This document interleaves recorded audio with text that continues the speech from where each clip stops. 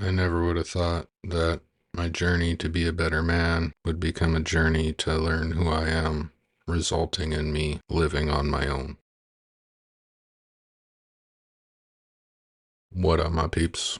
Welcome. It's been a while. I know I haven't really kept you updated with what's going on, and I don't even know if there is a subscriber left, but I had a few, so here we go. Talking. It's really what it was all about, me talking to myself and reviewing it anyways.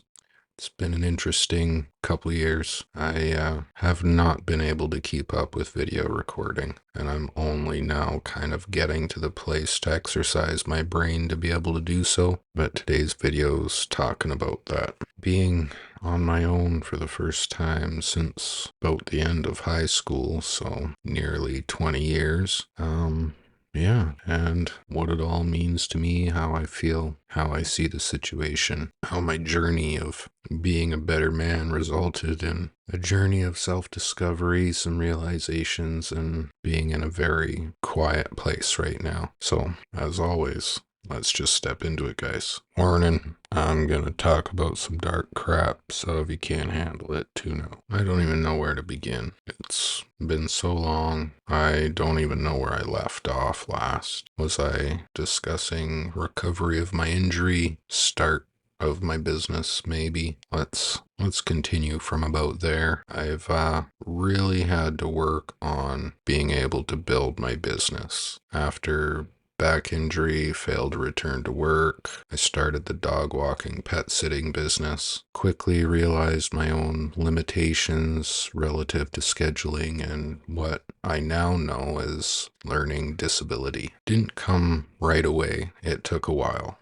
And as I started to express my needs and try establish boundaries with my partner, our relationship got pretty toxic, going down to a little bit abusive at times. Both of us know it. I'm not innocent, that's for sure, but having a lasting effect from the surgery, which I now believe is relative to brain injury. It's my injuries coming forward from the day of surgery and then the subsequent injuries afterwards. I really do seem to get concussions a lot easier than I used to. Basically a light bump and I can get a little bit disoriented. Most recently, coming into this year, I recognized that Jerry's health was declining. Jerry is my rescue dog, or was my rescue dog. He passed 2 months ago, and I guess 2.5 months ago now almost. At about the same time, I was trying to establish my boundaries with my partner, which wasn't going well, and I was looking for an office to be able to do my work and not be disrupted. That office is where I am now living, and I wasn't actively trying to make those decisions, but somewhere in a deeper subconscious level, I likely was. However, I still struggle with the fact that I'm alone. I'm on my own for the first time basically in my life. And my emotional support dog has passed at about the same time as getting this place. And yeah, then the subsequent self-realization of my learning disability and the grief surrounding the relationship, which grew toxic over time, trying to be as understanding as I can be. A drastic change like what had happened in me to be a physically functioning man and mentally functioning for the most part, going to being physically disabled with my back injury in my leg to mentally disabled with the brain injury, or the bringing forward of the brain injury. I don't really hold it against her for being not so understanding. Yeah, I don't really know what else to say about that. It's a lot to try understand. It's been basically 4 years of my own investigations into everything from brain fog, long COVID, the brain diseases, concussions, the effects of trauma, personality disorders, narcissism, learning disabilities such as like autism and ADHD, trying to understand the Venn diagram between the trauma, the learning disability, and the brain injury, as well as attachment styles and how trauma influences the attachment style. So my understanding now of our relationship is that we were likely not a good fit to begin with, and we owe ourselves a lot of credit for making it work for so long. It doesn't bring me a lot of joy to speak of that, to be honest. I believe we were in a codependent relationship. It definitely got pretty toxic by the end. Both of us trying to do the appropriate thing for the other and seeming to never be able to do anything right. We've both said it. I fundamentally needed my own space so that I could reflect in quiet and be able to come to terms with the chaos inside my head from the brain injuries. So going forward, I'm not sure that I can do without my own space to retire to, and actually think I probably should have always had my own space to retire to, and that if I had recognized that need in myself, our relationship may have actually done a lot better, despite that not being congruent with your stated needs, let's say. At about the same time I was looking for my place, trying to find an office, I was able to locate through my client a rental suite and figured it would work all right. Price was decent compared to anything around, and Jerry got ill. He started having issues with epilepsy, and the symptoms were pretty severe, escalating quickly. The 2-week period, I guess it was actually a month period prior to actually being able to move in, I was doing multiple sittings and trying to be available for Jerry with his declining health, and then also trying to continue on with dog walking and all my regular appointments, continuing with my usual day-to-day activities. And the final 2 weeks where Jerry developed his epilepsy, it quickly became too much for me, and I've been kind of struggling with a burnout ever since. I find that without Jerry around, I lack the motivation to get up in the morning. He was very much my emotional support dog and my motivator. It's been hard here since I know I'm not allowed to have my own dog despite a client being downstairs with their dog and cat. It's not the same as my own, and it's not my Jerry. So I've made many adjustments to be able to manage my business and my life myself. One of those became sleeping here. During the period leading up to Jerry getting ill, I was struggling with not being able to sleep. Stress was getting to me. I needed quiet time, and I didn't feel as if I could get it, particularly affecting my ability to do scheduling and math. To put it plainly, the invoicing and just the consistent demand from ongoing clients, as well as the need for my brain to be able to do dog training. Another adjustment I've made is backing out of dog training at least until I can regain some of my cognitive capacity and motivation. But I'm not certain that that field in dog and pet service is appropriate for me relative to the interpersonal challenges and my own limitations from learning disability. I haven't been formally diagnosed yet, but I'm pretty certain that I do have issues understanding other people despite having an intellectual understanding on the spectrum, as they say. So multiply that with my brain damage and personality issues. We have quite a mess to understand just to know where I sit.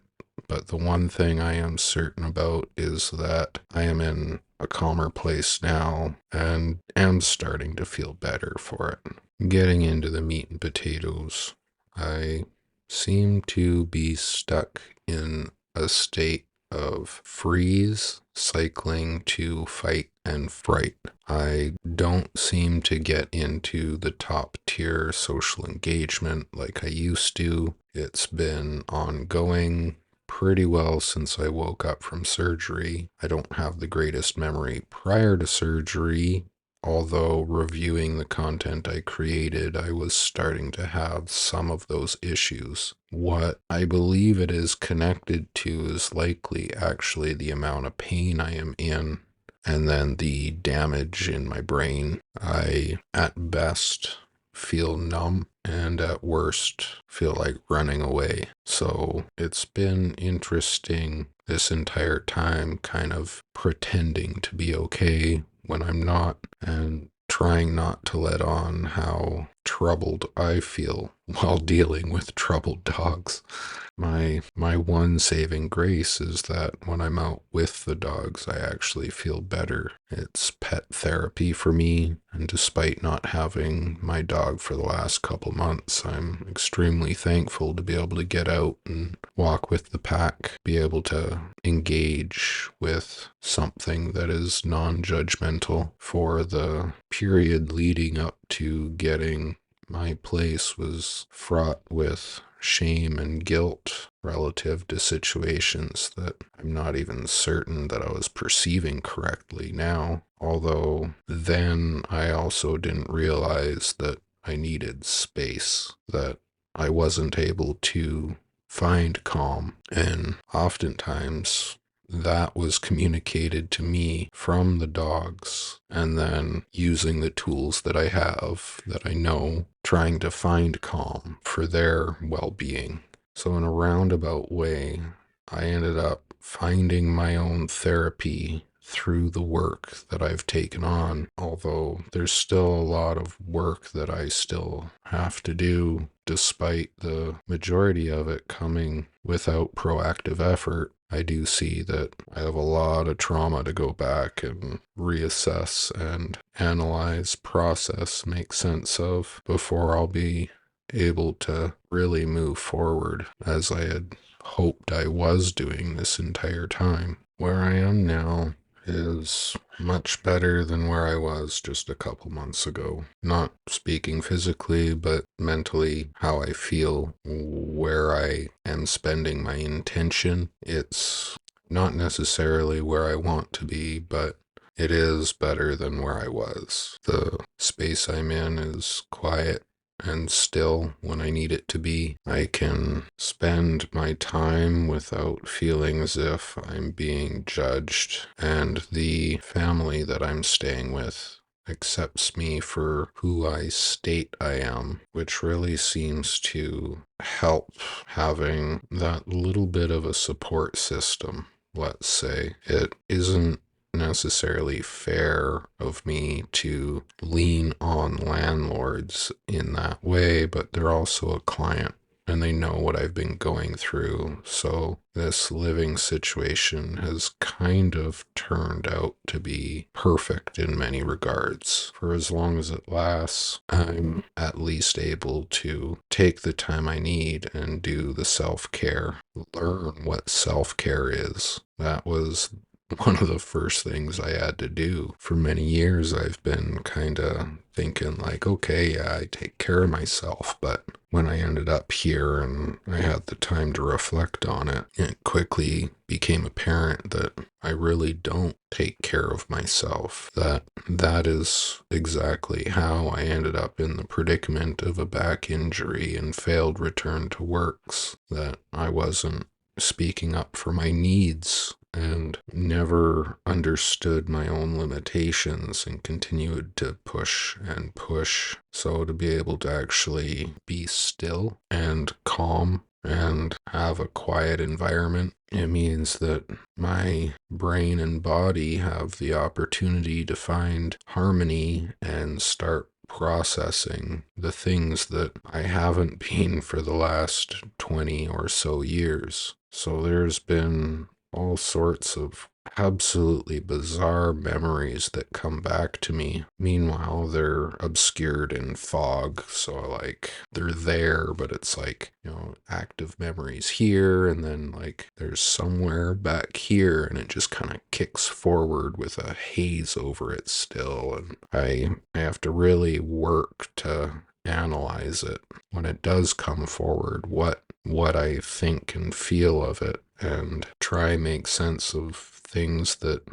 I don't fully remember clearly through the new filters I have of trauma-based relationships and learning disability combined with brain injury, and just the fact that it actually hurts to think still from that brain injury makes it physically painful to do, as well as an emotional roller coaster. I've really been trying to remain in a calm place, but while that's going on, I become really reactive, and it's not anything that I seem to really be able to control.